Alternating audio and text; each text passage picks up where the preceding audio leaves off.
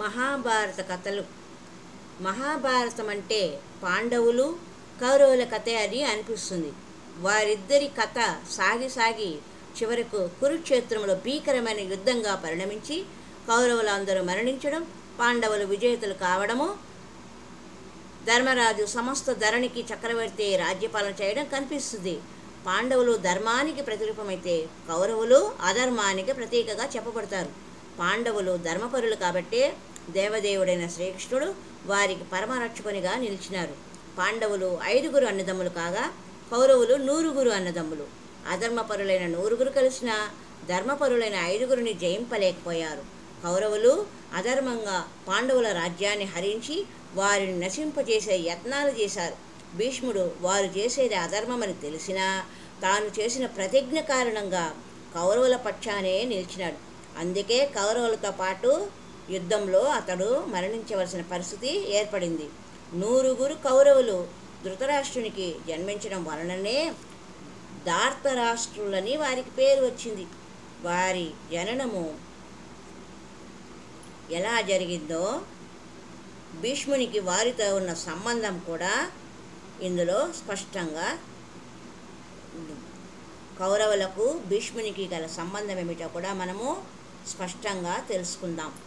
సంతన మహారాజుకు గంగ ద్వారా జన్మించిన వాడే భీష్ముడు. నిజానికి భీష్ముడే ప్రపంచ చక్రవర్తి కావలసి ఉంది. కానీ తన తండ్రి కొరకు అతడు రాజ్యాధికారాన్ని వదులుకున్నాడు. అంతేకాదు, తనకు సంతానం కలిగే అవకాశం లేకుండా అఖండ బ్రహ్మచర్య వ్రతాన్ని చేపట్టినాడు. సంతనుడు సత్యవతిని వివాహం చేసుకోవడానికి ఆమె తండ్రి దాసరాజు పెట్టిన షరతును భీష్ముడు తన భీషణమైన ప్రతిజ్ఞల ద్వారా పూర్తి చేసి ఆమెను రాజ్యానికి తీసుకుని వచ్చి తన తండ్రితో వివాహము చేయించాడు.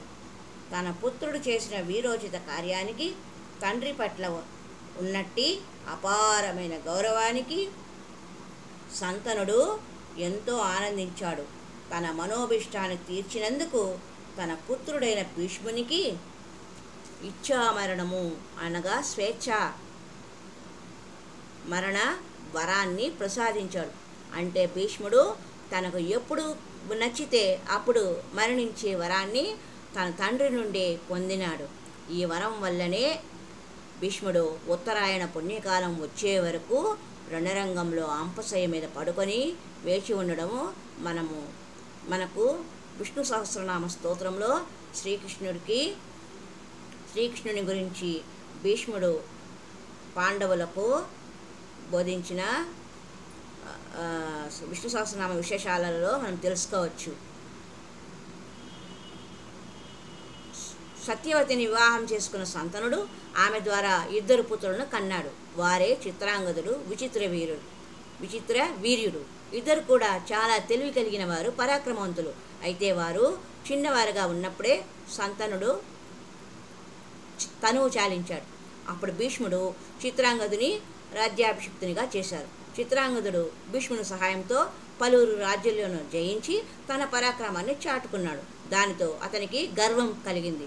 తనను ఓడించే వాడే లేడని అతడు అనుకున్నాడు. బలగర్వంతో అతడు దేవతలను, దానవులను, యక్షులను, గంధర్వులను లెక్క చేయకుండా మాట్లాడడం మొదలుపెట్టాడు. అతడి అహంకారపూరితమైన మాటలు విని చిత్రాంగదుడనే గంధర్వుడు యుద్ధానికి ఆహ్వానించాడు. ఎవరిని?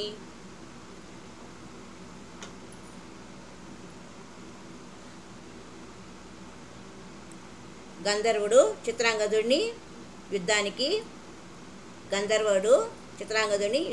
ఆహ్వానించాడు. ఇద్దరి పేర్లు కూడా చిత్రాంగదుడే కావడము విశేషము.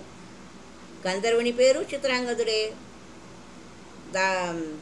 సంతనుని మనవుడు పేరు కూడా, సంతనుని కొడుకు పేరు కూడా చిత్రాంగదుడే. ఇద్దరికి కురుక్షేత్ర రంగంలో యుద్ధం జరిగినది. పూర్వము చిత్రాంగదుడు చేసిన అన్ని యుద్ధాలలో భీష్ముడు తోడుగా ఉండి విజయాన్ని చేకూర్చాడు. కానీ ఈసారి గంధర్వరాజుతో జరిగిన యుద్ధము ద్వంద్వ యుద్ధం కనుక, కేవలం ఒకరితో ఒకరు పరస్పరము పోరాటం కనుక భీష్ముడు దానిలో జోక్యం చేసుకోలేదు. అది యుద్ధ ధర్మము. చిత్రాంగదునికి భీష్ముని తోడు లోపించింది.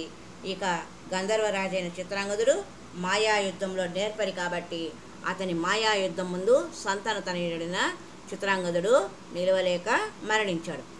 ఆ విధంగా చిత్రాంగదుడు మరణించగానే భీష్ముడు అతడి తమ్ముడైన విచిత్రవీర్యుని రాజ్యాభిషిక్తునిగా చేశాడు. విచిత్రవీర్యుడు భీష్ముని ఆదేశం ప్రకారం ధర్మానుసారంగా రాజ్యపాలన చేయడం మొదలుపెట్టాడు. కొంతకాలానికి విచిత్రవీరుడు యవ్వనవంతుడు కావడం గమనించి భీష్ముడు అతనికి తగిన కన్యను తెచ్చి వివాహం చేసే ప్రయత్నంలో పడ్డారు. అదే సమయంలో కాశీరాజు కుమార్తెలకు స్వయంవరం జరుగుతున్నదనే వార్త అతనికి తెలియవచ్చింది. వారిని తెచ్చి విచిత్రవీరునితో వివాహం చేద్దామని ఉద్దేశంతో భీష్ముడు వారణాసికి వెళ్ళి స్వయంవరానికి సిద్ధమైన 3 కన్యలను బలవంతంగా రథంలో ఎక్కించుకున్నాడు. వివాహం చేసుకోనని భీషణ ప్రతిజ్ఞ చేసిన భీష్మునికి ఈ కన్యలు ఎందుకని అందరూ అనుకోసాగారు. తన సోదరుడైన విచిత్రవీరుని కొరకే వారిని తీసుకుని వెళుతున్నానని, ఎవరికైనా చేతనైతే తనను ఎదురించమని అతడు సవాల్ చేశాడు భీష్ముడు. అతని మాటలకు రాజులందరికీ, కాశీరాజు కూడా కోపం వచ్చింది. అందరూ కలిసి అతనిపై బాణప్రయోగం చేశారు. ఒక్కసారిగా అందరూ 10,000 బాణాలు ప్రయోగించారు. అయినా అమోఘ పరాక్రమవంతుడైన భీష్ముడు ఒక్కడే ఆ బాణాలన్నింటినీ ముక్కలు చేశాడు. అతడిని ఎవరు నిరోధించలేకపోయారు. అతని యుద్ధ పరాక్రమాన్ని ప్రతి ఒక్కరూ ప్రశంసించారు. చివరకు భీష్ముడు 3 కన్యలను తీసుకుని వచ్చి విచిత్రవీర్యునికి సమర్పించాడు. వారే అంబ, అంబిక, అంబాలిక. అయితే వారిలో పెద్దదైన అంబ తాను ఇదివరకే సాళువరాజును మనస్సులో పతిగా స్వీకరించానని చెప్పింది. స్వయంవరంలో కూడా అతనిని తాను ఎంచుకున్నట్లు చెప్పింది. ధర్మబద్ధుడైన భీష్ముడు ఆమె మాటను మన్నించి తన ఇష్టానుసారంగా సాళువరాజు దగ్గరకు వెళ్ళమని అనుమతించాడు. ఆమె వెళ్ళిపోయింది. అందుకే మిగిలిన అంబికను, అంబాలికను విచిత్రవీర్యునికిచ్చి వివాహం చేయడం జరిగింది. వారిద్దరూ ప్రేమతో తమ భర్తను ప్రేమించడం మొదలుపెట్టారు. వారితో కలిసి సుఖభోగాలలో మునిగిపోయిన విచిత్రవీరుడు రాజ్య పాలనా శక్తిని, తన బాధ్యతను విడిచిపెట్టాడు.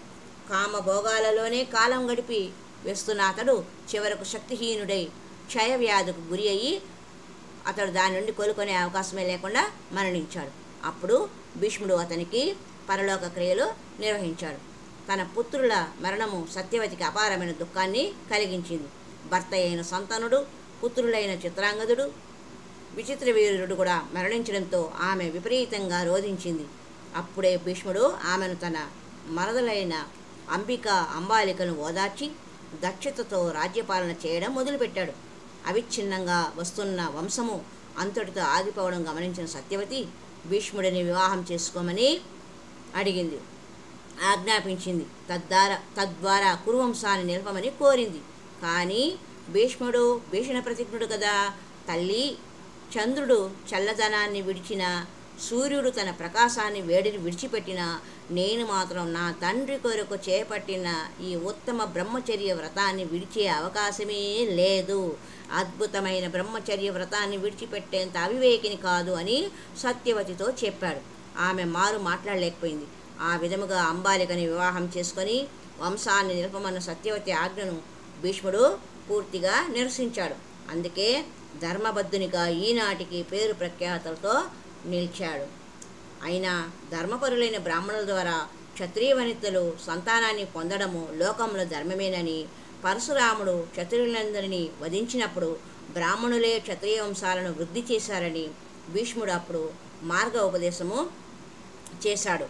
అతని ఉపాయం మేరకు సత్యవతి తన పుత్రుడైన వ్యాసుడిని పిలిపించింది. వ్యాసుడే కురువంశాన్ని నిలుపుతాడని సత్యవతి పలికిన మాటలను అందరూ అంగీకరించారు. తల్లి ఆజ్ఞ మేరకు ఆమె సమక్షంలో ప్రత్యక్షమైన వ్యాసుడు దేదీప్యమానంగా వెలిగిపోసాగాడు. సత్యవతి అతన్ని పుత్రవాత్సల్యంతో ఆలింగనం చేసుకొనిది. భీష్ముడు వ్యాసదేవునికి సంపూర్ణ గౌరవ అభిమానాలతో అతిథి పూజలు చేశాడు. ఆసనం మీద కూర్చోబెట్టి కుశల ప్రశ్నలు వేశారు. తరువాత సత్యవతి తన మనసులో మాటను తల్లి మాటక అంటే తల్లి ఆజ్ఞగా వ్యాసునికి చెబుతూ, నాయనా, నీ సోదరుడైన విచిత్రవీరుని పత్నుల యందు భరత వంశము అంతరించకుండా ఉండేటట్లు సంతానాన్ని పొందు. నీ వలననే భరతవంశము నశించిపోని అభయము మాకు కలుగుతుంది. నీ కార్యము నాకు భీష్మునికి ఎంతో ఆనందదాయకమవుతుంది అని అన్నది. దానికి వ్యాసుడు ఆనందించాడు. కాశీరాజు పుత్రికలకు సంతానాన్ని కలిగిస్తానని చెప్పాడు. అతని మాటలకు సంతోషించిన సత్యవతి ఆ విధంగా సంతానం కలిగేందుకు వారు పెరిగి పెద్దవారయ్యేంత వరకు భీష్ముడే రాజ్యపాలన చేస్తాడని చెప్పింది. సుకుమారి అయిన అంబిక సంతానం పొందే ఉద్దేశంతో వ్యాసునితో సంగమించడానికి సమ్మతించిన అతని పొడవాటి జడలను నల్లగా పొట్టిగా ఉన్నట్టి శరీరాన్ని చూసి భయంతో 2 కళ్ళు మూసుకొని అలాగే ఉండిపోయింది.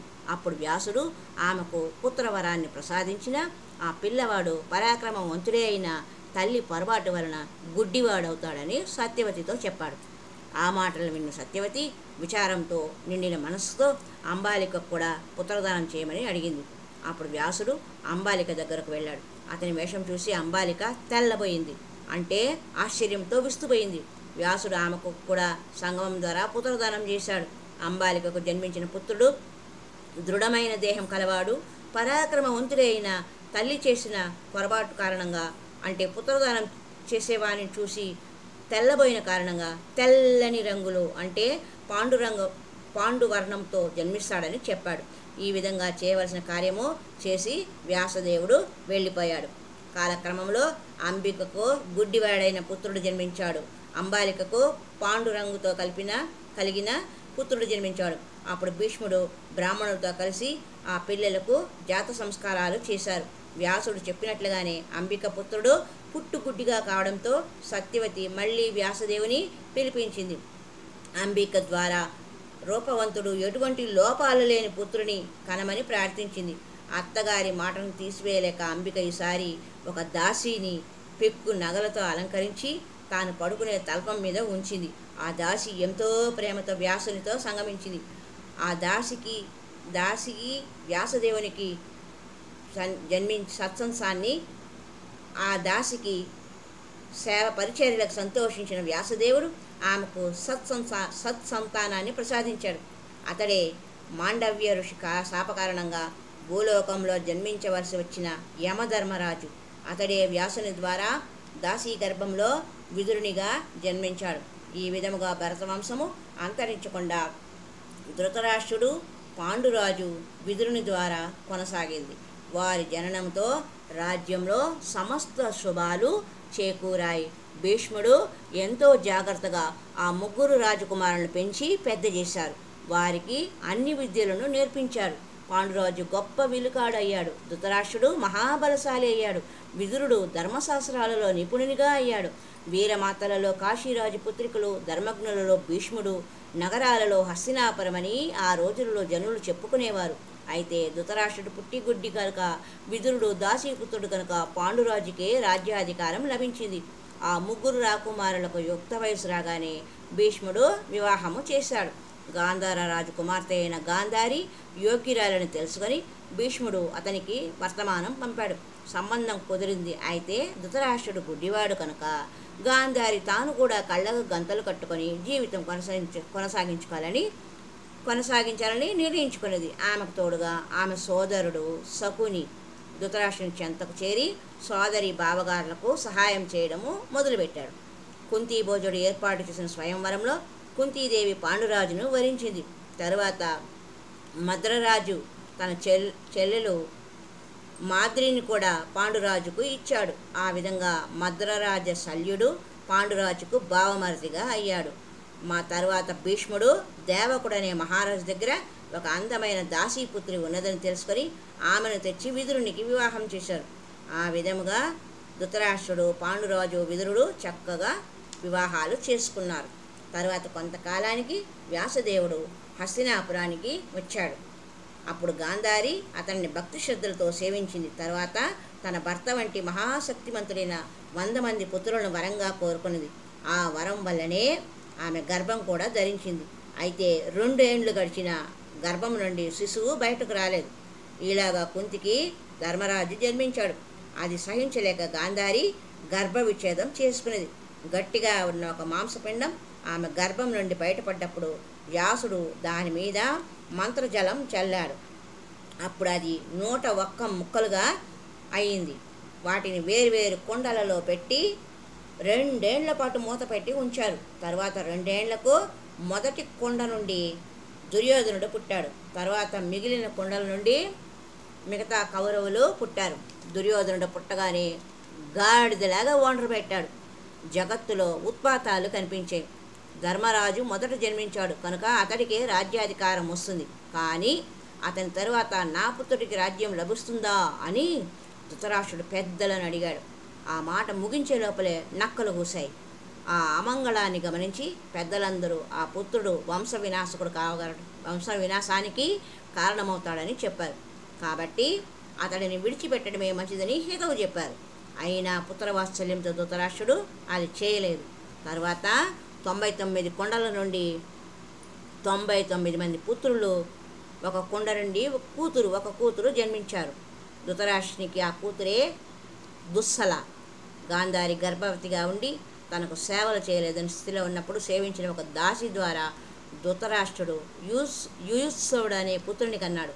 ఆ విధంగా ధృతరాష్ట్రుని పుత్రులందరూ పరాక్రమవంతులయ్యారు. వారే కౌరవులుగా ప్రసిద్ధి చెందారు. వారినే మనము ధార్తరాష్ట్ర సంతతి అని చెప్పుకుంటాం. హరి ఓం తత్సత్.